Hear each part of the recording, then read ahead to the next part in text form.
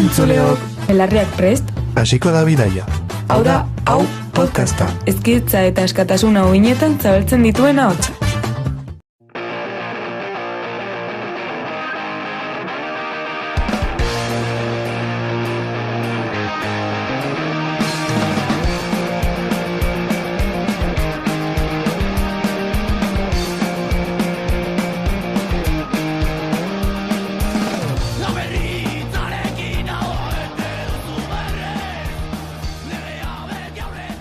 Kaixo, zer modu zaudeten entzuleok? Gu, saioa, Ane, Aran, Isone eta Inze gara. Lehenik eta behin, eskerak eman nahi dizkiogu Streetwise taldeari, bere kanta jartzen usteagatik.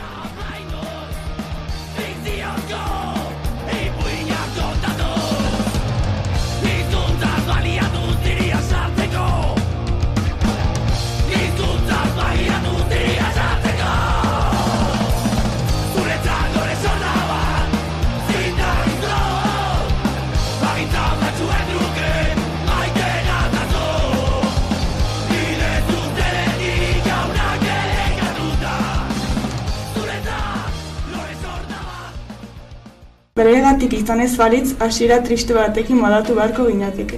Egia da, talde honek meseden dia egin digu kanta jartzen utzi digulako. Gainera, talde hau bikaina iruditzen zait.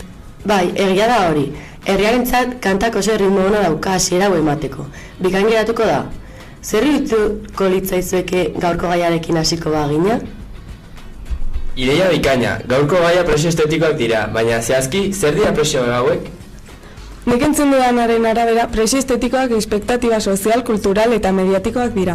Bai, gainera, hauek pertsona batek erakargaritzat edo nartutzat joteko nola jantzi eta nola itxura izan beharko lukeen adierazten dute.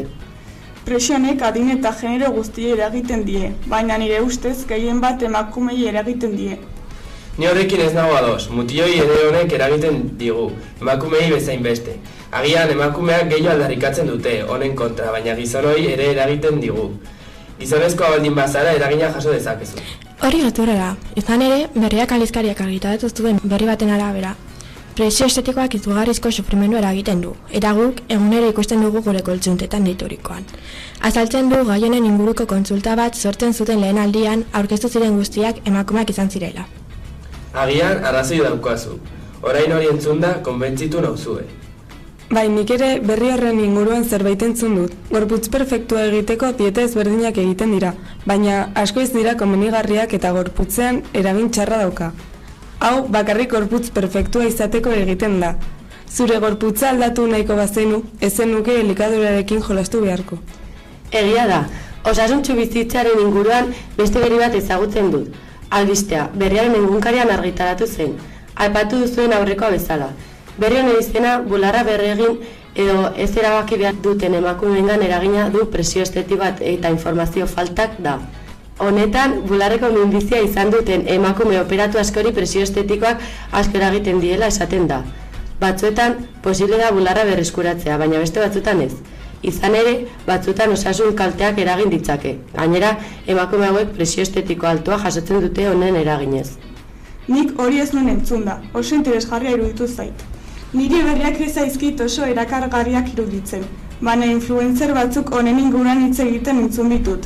Adibidez, Mara Jimenezen bideoak ikusi ohi ditut. Zuei interesgarriak iruditzen zaizkitzue bere bideoak? Egia esan, niri Mara Jimenez oso influencer ona iruditzen zait. Izan ere, gorputza aniztasuna defendatzen du eta mezu oso positiboak zabaltzen ditu. Nik beste influencer bat jarraiten dut, Marina Yorka dizena. Ezagutzen alduzue, niri Mara Jimenez baino interesgarriagoa iruditzen zait. Bai, egia da, nik bere inguruan zerbait entzuna daukat. Body positive mugimenduan duen aktivismoagatik ezaguna da, ez? Bai, gainera gorputzen aniztasunari buruz hitz egiten du bere sare sozialetan. Egia da, sare sozialetan gauza positibak daudela. Mara Jimenez eta Marina Yorka bezalako influencerak daudelako. Beste aldetik, gauza negatibo asko ikusi daitezke. Bai, egia esan, normalena, sare sozialetan gauza negatibo gehiago daudela. Adibidez, sarritan ikusten ditut editatutako irudiak, filtroak eta bar. Honekin lortzen duguna gure burua beraiekin konparatzea da. Beraz, autoestimua kolokan jartzen du. Eta gazteen artean arazo handiak sortzen ditu. Nik ez ditut honi buruz hitz egiten dituzten influencer asko jarraitzen, baina ez dakit gogoratzen duzuen aurreko egunean iritzi artikulu bat irakurri genuela. Artikulu hau gordofobiari buruz hitz egiten zuen.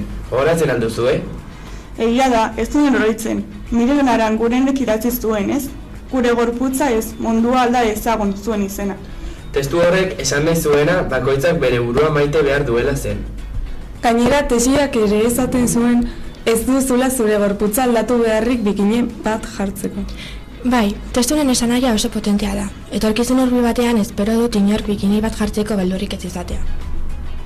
Niri gai honek asko eukitzen hau, izan ere presionek asko eragin dit, batez ere nire janzkeran eta horrazkeran. Bai, eta zerk eragiten dizu presio hori? Nire horrazkera horreman hormotzagoa zenean komun publikoetara sartzeko beldurra neukan, eta oraindik beldur hori daukat. Izan ere askotan, gertatu zai jendeak mutiluan itzera pentsatu eta farregin edo zuzenean zerbait esaten zidate. Duela gutxi ere, naiz eta hilea pixka luzeagoa izan, tabernako langile batek mutil batekin konfunditu zidan. Bai, guztiongan nola edo hala presio honek eragin digu. Horregatik, nire ustez gai honek efemeride bat izan beharko luke. Baina gai honek ez dauka efemeriderik jada. Nik entzuna nuen irailaren 9an honen kontrako manifestaldiak egiten zirela. Ez, egun hori ez da zehazki presio estetikoen efemeride bat. Irailaren 9a edertasunaren nazioarteko eguna da. Demorarekin egia da estetika estandarrei barruko eta kanpoko edertasunari eta gorputzan iztasunari buruzko hausnartzeko aukera gisa erabiltzen dela. Naiz eta gai honek ez efemeride propioik izan, martxoak sorti ere hau aldarrikatzeko egun bat bihurtu da. Badakigunez data hau emakumearen nazioarteko eguna da.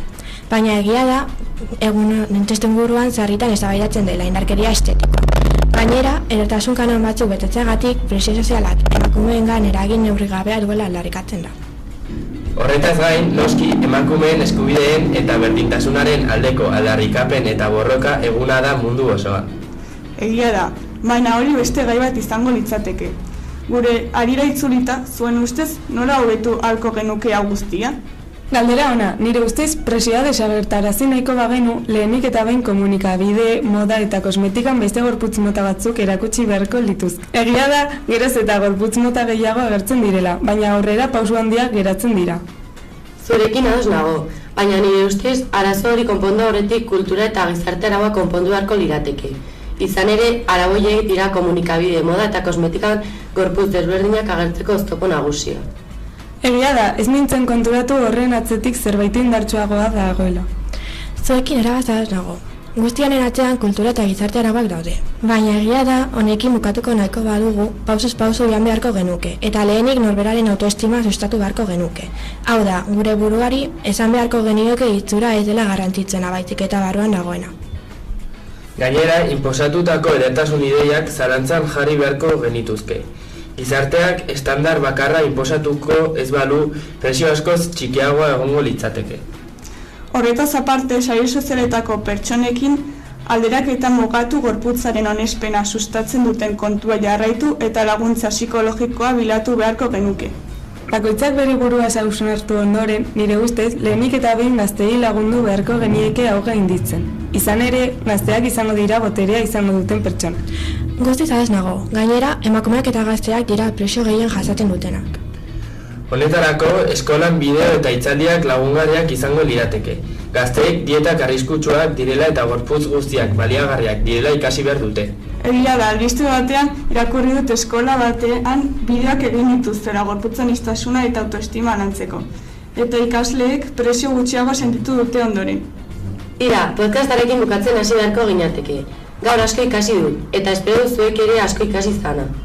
Ez ahaztu zure buruarekin posik egoteaz, edo zein gorputz mota daukazula ere. Gure burua gehiago onartuko bagenu, zoriontsuagoak izango ginate. Mila esker entzutagatik, espero dugu asko ikastea eta gure podcastarekin disfrutatu izana.